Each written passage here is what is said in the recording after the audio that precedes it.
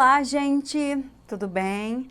Sou a professora Keila Batista, professora de História, e retornei para nós continuarmos aí discutindo esses assuntos referentes à terceira série do ensino médio.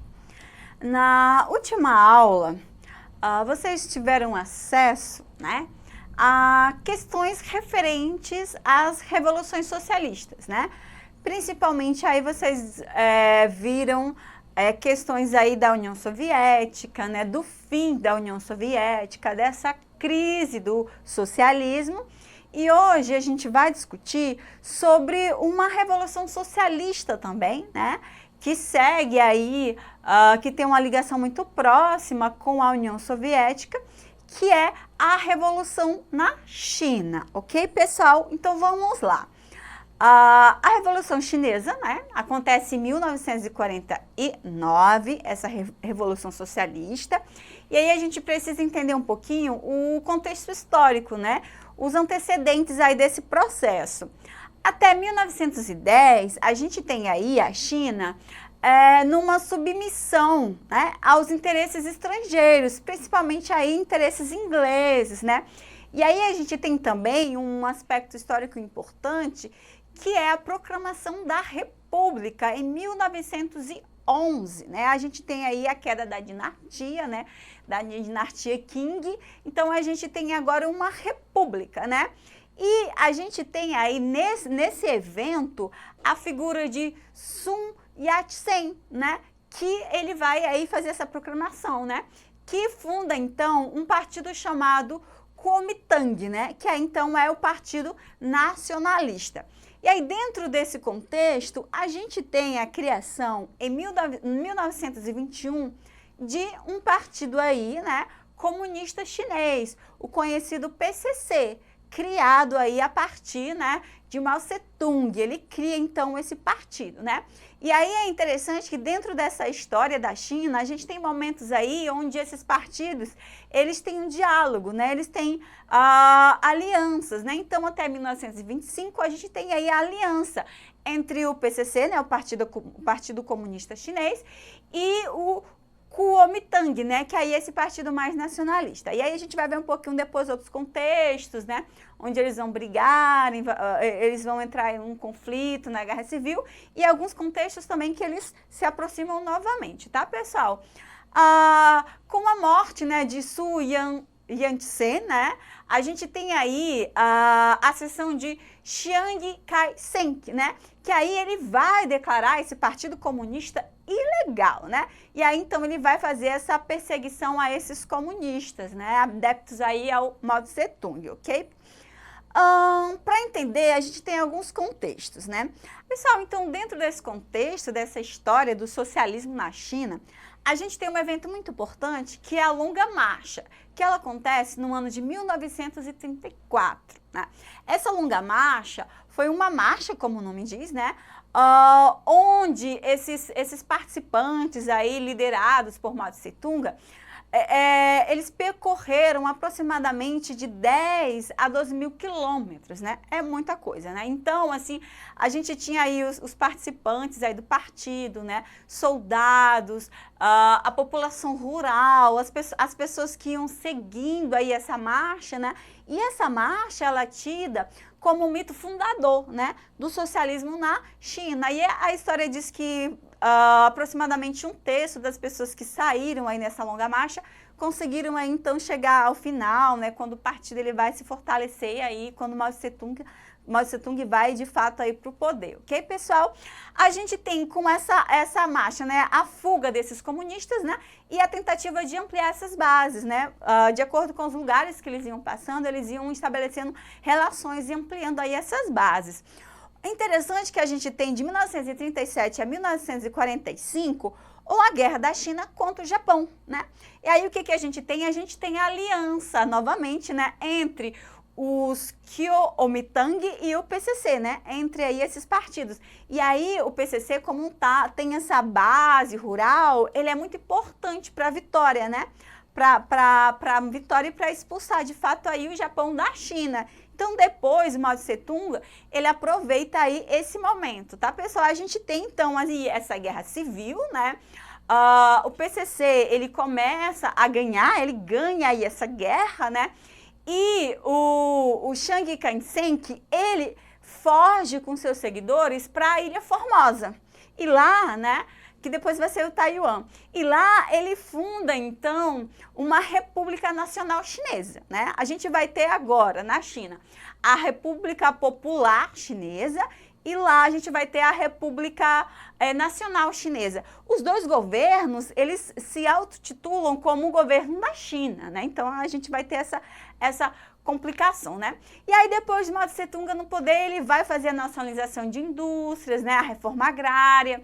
A gente tem aí um plano quinquenal, se vocês prestarem atenção a esse termo, a gente tem o mesmo nome na União Soviética, né? Que vai de 1953 a 1958, né? Aí, para a implementação desse plano, a China tem aí a ajuda soviética, né, do suporte, do modelo, com ênfase, então, esse plano aí na indústria de base, né? E também a gente tem a criação de cooperativas nos campos, né? Então, a gente tem aí esse movimento. Só que esse plano, ele não dá muito certo. E aí, em 1958, né, em 1966, nesse período, a gente tem o grande salto para frente, né? Que o Mao Tse Tung, ele cria, então, deslocamento de subsídios para a agricultura e também dentro da perspectiva da industrialização, tentando tornar aí a China, né, um grande polo industrial, tentando fazer com que a economia da China aí seja crescente, disputando aí com as outras nações, né? E aí esse socialismo chinês, ele tem, né, essa base rural.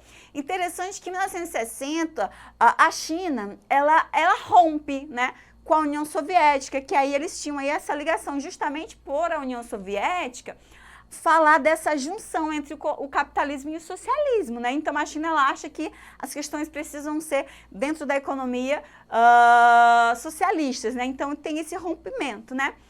Tem-se o fracasso desse grande salto para frente, né? E o Mao, ele é afastado das principais decisões. Só que aí o Mao Tse Tung, ele começa também a agir com o que a gente conhece como a Revolução Cultural, de 1966 a 1976, né? 10 anos. Que aí esse movimento, ele fortalece esse poder Mao Tse Tung, né? Ele é conhecido aí como o grande timoneiro, aí que rege, que é a pessoa que vai aí... o barqueiro que vai mostrar os rumos aí do país, né? A gente tem uma radicalização ideológica com o famoso livro vermelho, né? Que as pessoas liam, até hoje na China é muito comum as pessoas lerem aí esses ensinamentos do Mao, né? Uma arte engajada política e socialmente, o anti-ocidentalismo, né? A ridicularização de intelectuais e uma reeducação, né? Uma reeducação no sentido de a educação aí, ela começa a ser gerida a partir das ideias do Mao Tse Tung, né? E a gente tem também uma coisa importante que é em 71, né? A China, ela é aceita na ONU e também ela começa a ter uma aproximação diplomática aí com os Estados Unidos, tá, pessoal? E aí, a partir de 1976, a gente tem aí grandes modernizações, né? O Mao Tse Tung morre e aí, então, quem assume é o Deng Xiaoping, né? A gente vai ter investimentos nas indústrias, na agropecuária, educação, né? Ciência e tecnologia, abertura de zonas econômicas e, importante aqui, a economia socialista de mercado, né? Com bases socialistas aí, mas dentro dessa dinâmica do mercado, pessoal. E aí... a China, então, ela começa a repercutir, né, perpetuar aí esse comunismo, né, na gestão aí do país, e a gente tem algumas manifestações, né. Em 1989, a gente tem uma manifestação que é liderada aí por estudantes, né, que clamam por uma quinta modernização, e eles são massacrados, né. Esses estudantes também, eles criticam o caráter antidemocrático, né? Eles querem mais espaços democráticos no país, né? Então a gente tem aí um massacre muito grande. A história diz que mais ou menos de 500 a 5 mil pessoas foram mortas, né? Na Praça da Paz Celestial, né? Movimentos que começam aí criticar, que começam aí querer atitudes mais democráticas dentro desse regime, ok, pessoal? Depois, né?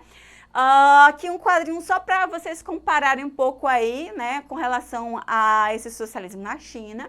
A gente tem o Mao Tse-tung, né, que ele vem com o grande salto para a frente, né, a Revolução Cultural, né, que tem esse caráter, então, assim, arbitrário, né. Depois a gente tem o Deng Xiaoping, né, que ele vem falando dessas 4 modernizações. Jiang Zemin, né, que ele então traz depois, de 93 a 2003, a abertura para o capitalismo. E o Hu Jintao, né, que ele dá então uma continuidade aí da política anterior dentro dessa perspectiva de comunismo, dialogando aí com o capitalismo, né, e com o Ocidente, ok? Para o nosso exercitando, a gente tem uma questão referente ao assunto. Vamos lá? Em 1949, Mao Tse-tung, derrotando os nacionalistas, proclamou a República Popular da China. No interior do chamado campo socialista, esse fato foi de suma importância, uma vez que a Revolução possibilitou a criação, em 1950, do bloco de estados desvinculados dos blocos geopolíticos da Guerra Fria, os países não alinhados. B. O mundo vivenciava plenamente a Guerra Fria e, naquele contexto, a adesão da China representou uma grande vitória para o socialismo. C. A Revolução Socialista Chinesa no auge da Guerra Fria quase precipitou o mundo em uma nova guerra nuclear entre os blocos capitalistas e socialista. D. A convenção da China ao sistema socialista no contexto da Guerra Fria retraiu os movimentos nacionais pela libertação dos países no Oriente Médio. E a Revolução Cultural foi uma campanha pacifista implementada pelo governo chinês que buscava seguir os ensinamentos de Mahatma Gandhi a fim de frear a ocidentalização do país chinês. Pessoal, temos como alternativa correta o B, né? O mundo vivenciava então a Guerra Fria e nesse contexto aí a China com esse regime representou uma grande vitória para o socialismo, ok? Não esqueçam de acessar a plataforma para acesso a essas aulas e outras. Até!